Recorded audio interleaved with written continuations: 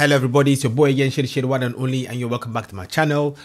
So guys, in today's video, I'm gonna say I am lost for words. Like, lost. I really don't even know what to say. Like,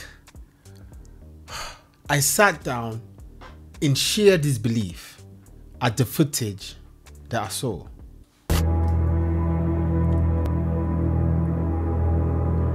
He was forced to dig his grave. Bro, you're not getting slim. This is not slim. He's emaciated.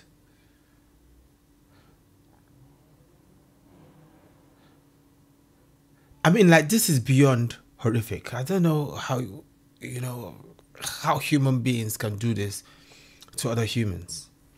President Trump's special envoy to the Middle East met with hostage families in Israel this weekend. The Hostages and Missing Families Forum says that Steve Witkoff told them a ceasefire deal should be an all-or-nothing agreement with all 50 hostages in Gaza being returned in one go.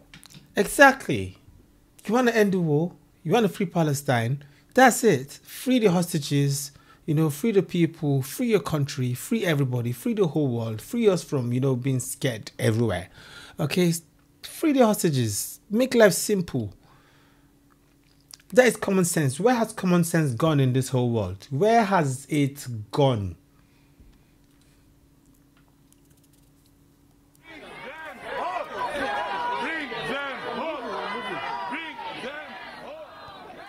Protesters had gathered in Tel Aviv after Hamas released videos showing emaciated Israeli hostages still held in Gaza. A warning, these images are disturbing. This is a still image from the video. It shows one hostage in a fragile state. As ceasefire talks remain stalled, Palestinians in Gaza are facing a mounting hunger crisis. Joining me now to discuss, CNN Global Affairs analyst Kimberly Dozier. Good morning to you. Let's start with these images. Why do you think that Hamas released them now? It's a tactic to put pressure on the Israeli government to make concessions, because what's happened is the Israeli government and the White House together have decided to go with a more maximum pressure campaign. Have you noticed something? I might be wrong, yeah, but have you noticed something? Have you noticed how they use Israeli hostages to put pressure on Israel? Because they know how much Israel cares about each and every of its citizens. But when reverse is the case, well, you guys know the rest. Instead of saying yes to some of Hamas's demanded compromises as part of this two-stage deal, the U.S. and Israel are now saying it's got to be done in a one-shot deal where Hamas agrees to completely disarm and all of the living and the dead hostages are turned over. Maximalist positions that have been met on Hamas's side by saying, no, we won't disarm. We won't disarm until there's a Palestinian state. So that's why Witkoff had to meet with the hostage families to tell them this doesn't mean they've given up on their loved ones. And so this hardening on both sides, where does this lead? Talks broke down a little more than a week ago, maybe a week and a half now. Where does this go if we consider the pressures that Netanyahu is facing, not only from those families, but in his own government, from the president here in the U.S.? What's next? Well, in cases like this in the past, when you've got Israel and the U.S. playing the hard line, that's when you've got to have somebody else step in. And in this case, you've got the Qatar and Turkey route together with Egypt. They're continuing to talk to Hamas. Hamas leadership went to Turkey for discussions there, trying to get them to reach some sort of compromise. You've also got another track, Saudi Arabia, in discussions with Britain, the EU, Canada, to recognize a Palestinian state. So this is basically the carrot for the White House.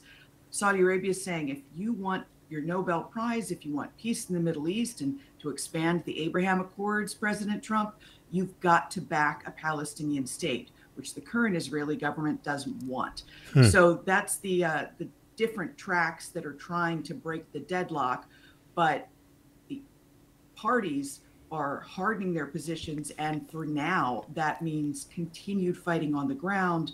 And with only maybe 30 trucks reported as having gotten in with aid over the weekend, despite Israel saying it's going to allow more aid in, that spells just more suffering for the Palestinians caught in the middle of this on the ground.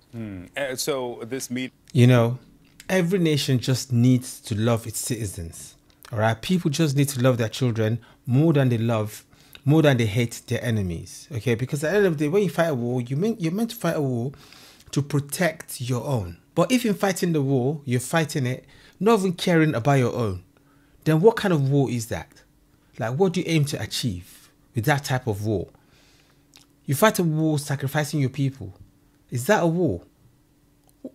I mean, like, from all the things that we've seen so far, from everything that I've seen, okay, me coming from, I would say, a neutral perspective, okay, looking into this war and looking at both sides. You know, like when you go to watch a football game, yeah, and you're sat on the grandstands watching the players play, you tend to have a clearer field of view.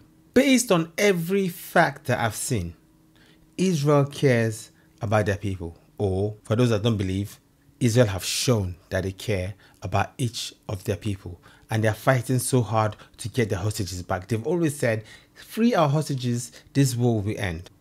Meeting that WIKTOFF had with the hostages, their families, they report that he said that the U.S. has a plan to end the war and bring all the hostages home. Now, we followed up with his office to find out what's the clarity behind that. To get more information, they offered none. How do you interpret that? Well, we've had one hostage family come out and give interviews this morning saying that this doesn't work for them, that the U.S. and Israel turned down the possibility of the two-part deal where at least some of the 20 living hostages that are thought to still remain would be let out, as opposed to all in one go.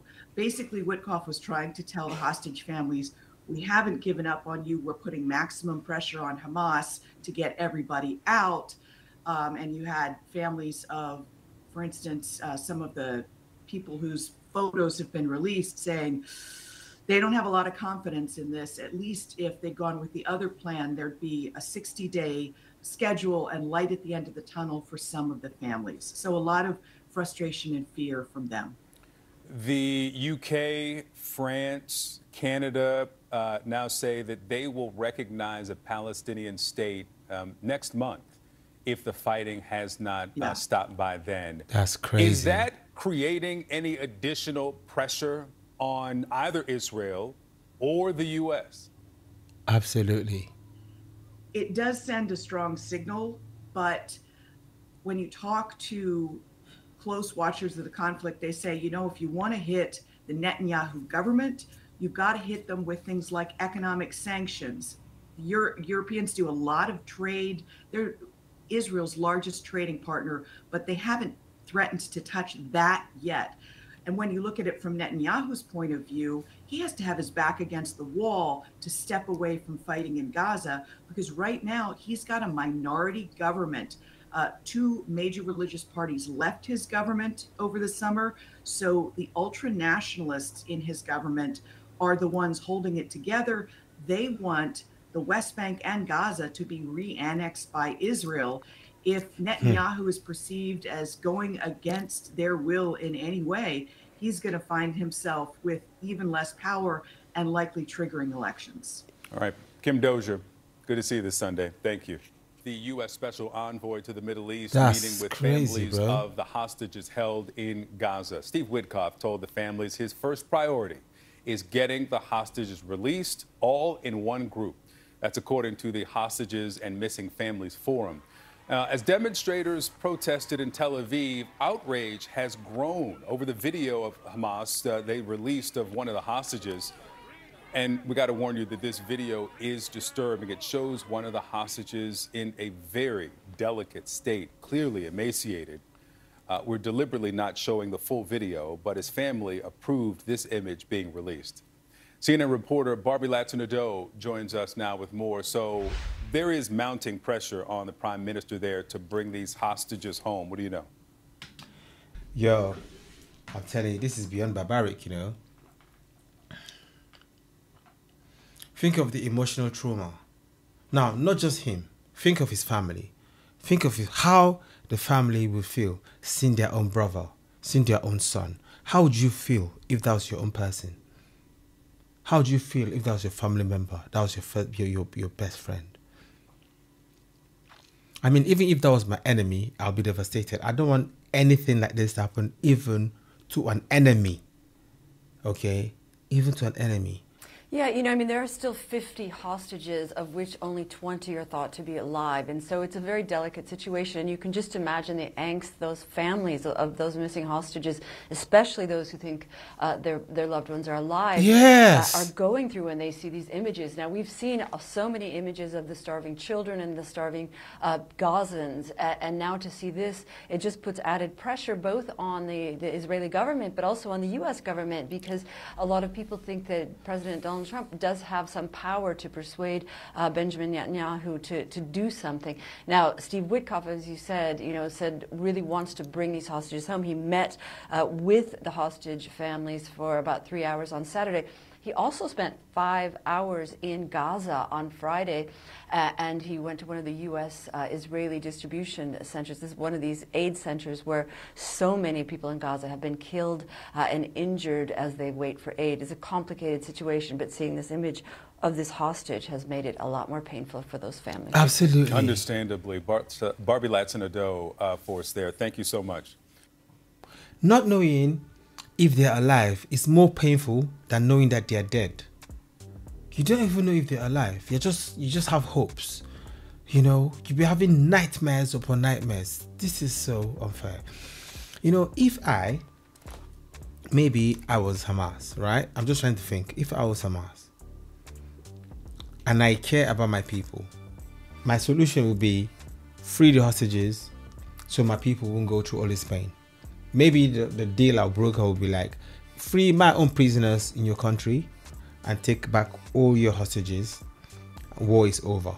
But now Israel have taken it up a notch, saying you have to disarm. Because Israel wants a lasting solution. But now, again I say, if I was Hamas, I'm thinking, if I'm not releasing all of the hostages, that means I need a bargaining chip. That means I don't want this war to be over. I do not. Okay? That means I'm holding something something of yours to instigate more war, to provoke you some more. This is just making the war endless. A lot of times I have things to say, but this is one of those times where I don't even know what to say because this is horrific. Like, I'm just looking like, how? Why? It's devastating, to be honest. It's devastating. I know people watching this will say, oh, but people in Gaza are starving.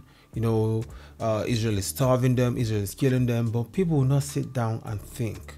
Think back to what started this president war. Like the president want, what triggered it. All right, you need to think, to sit back and think. Israel were defending their people. And people go on to say, but Israel are barbaric, all right? Have you seen the October 7th footage?